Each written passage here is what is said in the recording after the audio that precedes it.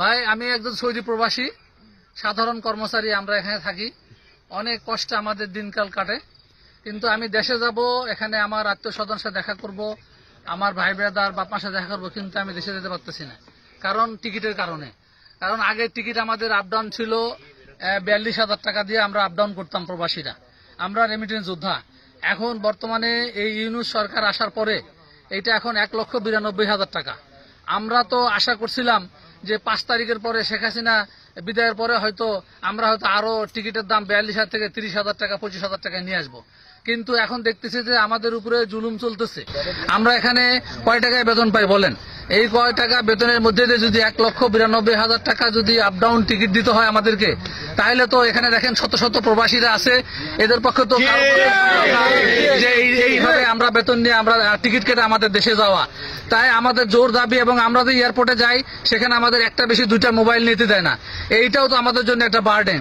এর মধ্যে মনে করেন এই টিকিটের দাম 1,42,000 টাকার কারণে এইখানে অনেক প্রবাসী সৌদি আরবে যারা খেয়ে না খেয়ে দিন কাটাচ্ছে, এরা বলদিয়া মানে যারা পৌরসভার যারা কর্মচারী যারা চাকরি করে, তাদের যে 600 টাকা 700 রিয়াল যে বেতন, এই বেতনের টাকা দিয়ে এরা খাবে না এরা দেশে যাবে আপ ডাউন করবে।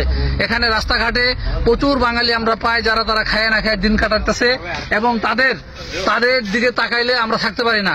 তাই আমাদের জোর দাবি এই ইউনূস সরকারের প্রতি এই আমাদের যে টিকিট, সেই টিকিটের দাম কমানো হোক, এবং আমাদের এয়ারপোর্টের ভিতরে যে আমাদের যে আমরা প্রতিকার চাই, আমরা সম্মান চাই, আমরা প্রবাসীরা আমরা রেমিটেন্স চাই।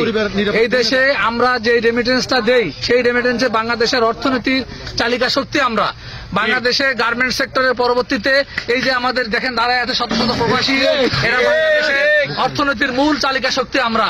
অতএব আমাদের সাথে এয়ারপোর্টে যে নির্যাতন নিপীড়ন করা হয় এর তীব্র নিন্দা জানাই আমরা, এবং আমরা জোর দাবি জানাচ্ছি যদি টিকিটের দাম কমানো না হয় তাহলে এই যে আজকে শত শত প্রবাসী বাঙালিরা আমরা এখানে আছি, আমরা রেমিটেন্স শাটডাউন দিব।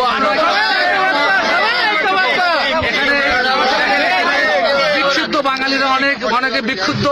এর মধ্যেই মনে করেন আজকে একটা খবর আসছে যে এই প্রবাসী উপদেষ্টা আসিফ নজরুল রিয়াদে একটা অনুষ্ঠানের মধ্যে বাংলাদেশের কনসাল জেনারেলের অনুষ্ঠানে সেখানে আমাদেরকে নিয়ে একটা অসম্মানজনক কথা বলছে। উনি বলছে যে আপনারা এখানে কেন আসেন, বাংলাদেশে ওই পলাশির বাজার থেকে একটা তরমুজ কিনে সেই তরমুজ ফালা করে বিক্রি করলে আপনারা 300 টাকা কামাইতে পারবেন। আপনারা বলেন আমরা যারা মাথার ঘাম পায়ে ফেলে যারা প্রবাসে আমরা আসছি, আমাদের টাকা দিয়ে বাংলাদেশের অর্থনীতি সচল হয়, আমাদেরকে এইভাবে ছোট করার প্রতিবাদে দেখেন আজকে এখানে শত শত প্রবাসী বাঙালিরা এইটা যদি নিঃসরণ করা না হয় তাহলে আমরা আগামীতে রেমিটেন্স শাটডাউনের দিকে যাব। আমরা ঘোষণা করতেছি মাহাইল এখানে যারা প্রবাসী সৌদি আরবে যারা আমরা আছি আমাদের তরফ থেকে, এবং অন্য অন্য ডিস্ট্রিক্টে যারা প্রবাসীরা আছেন তাদের প্রতি আমাদের উদাত্ত আহ্বান থাকবে, আপনারাও আমাদের সাথে সাথে রেমিটেন্স শাটডাউন করবেন।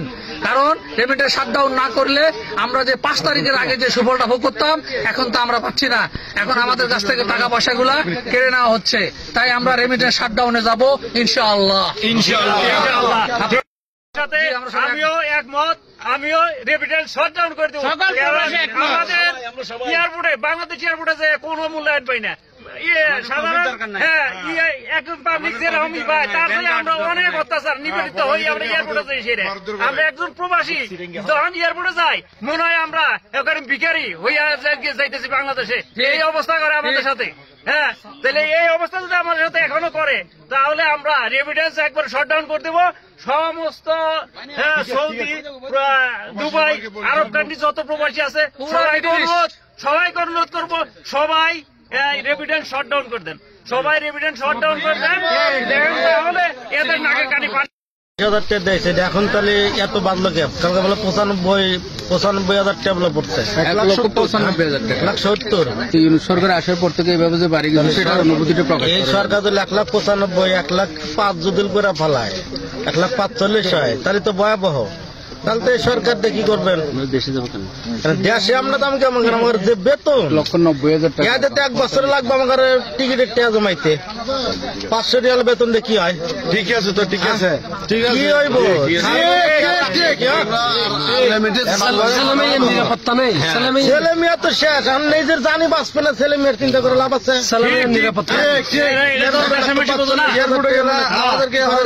এয়ারপোর্টে ফিটাই আমাদেরকে, এয়ারপোর্টে তখন পিটেন। এইটা যে বর্তমান যে টলিও ভাই না মাল নেওয়ার জন্য তো বাদ দেন। এখন গাড়ি পাওয়া যায় না, তার টলিতে কি করবে? টলিতে কি করবে? ঠিক কথা।